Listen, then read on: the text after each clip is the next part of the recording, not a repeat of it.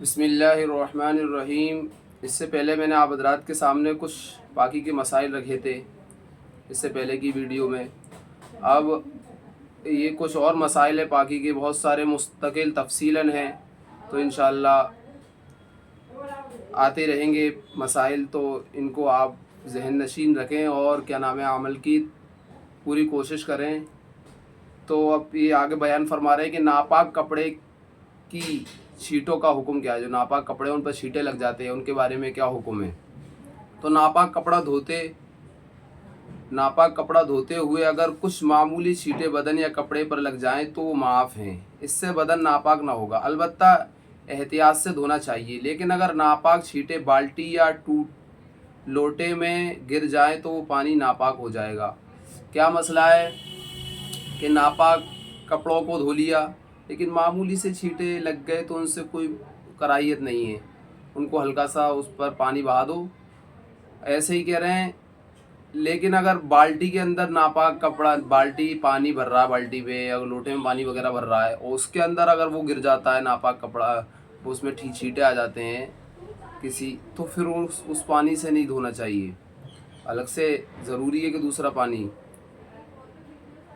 ایسی کہہ رہے ہیں آگے، حالت جنابت کا پسینہ کیا ہے۔ ایک آدمی ناپاک ہے اور اس کا پسینہ پاک ہوگا یا نہیں ہوگا؟ تو حالت جنابت میں نکلنے والا پسینہ پاک ہے، اگر وہ کپڑوں کو لگ جائے یا ایک قلیل میں ٹپک جائے تو کپڑا اور پانی ناپاک نہیں ہوگا۔ ایک آدمی ناپاک تھا اور اس کے بدن پہ بہت سارا پسینہ آ گیا، تو وہ پسینہ جو آیا، وہ ناپاک آدمی پر جو پسینہ آیا ہے اس کے پسینے سے کپڑے ناپاک نہیں ہوں گے۔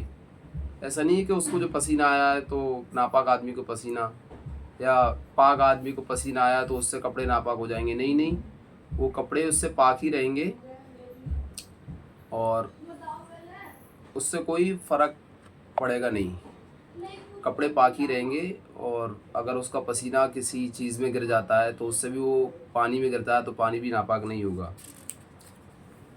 کہہ رہے ہیں مچھر ہے اور کھٹمل ہے اور جوا وغیرہ، ان کا جو خون ہوتا ہے یہ پاک ہے یا ناپاک ہے؟ مچھر، مکھی، کھٹمل، خون وغیرہ کا خون نکلنے سے کپڑا وغیرہ ناپاک نہیں ہوتا ہے۔ ان کا معمولی سا خون ہوتا ہے مچھر کے اندر اور کھٹمل کے اندر، ان کا بھی خون ناپاک نہیں ہوتا ہے، تو اس کے بھی خون سے یہ نہیں کہ اس کا خون ناپاک ہو جائے گا تو اپن کو پورا مستقل طریقے سے کپڑے دھونے پڑیں گے۔ مچھر کا خون لگ جائے یا پھر مکھی کا خون لگ جائے یا جوں ہوتی ہے تو اس کے، کیونکہ ان کے اندر کیا ہے، خون اتنا نہیں ہے کہ وہ کپڑے پر لگے گا بہہ جائے گا۔ وہ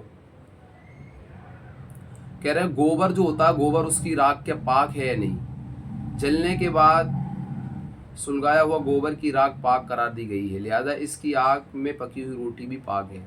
گوبر تو ناپاک ہے لیکن گوبر کے بعد جو اس کی راکھ بن جاتی ہے، کنڈا بن جاتا ہے اور پھر اس کی جو راکھ بن جاتی ہے وہ پاک رہے گی۔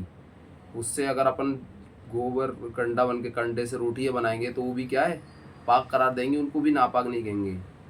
کہہ رہے مٹی کے گارے میں گوبر ملانا کیسا ہے؟ مٹی کا گارا، اس کے اندر گوبر ملا کے اس کو لیپیں۔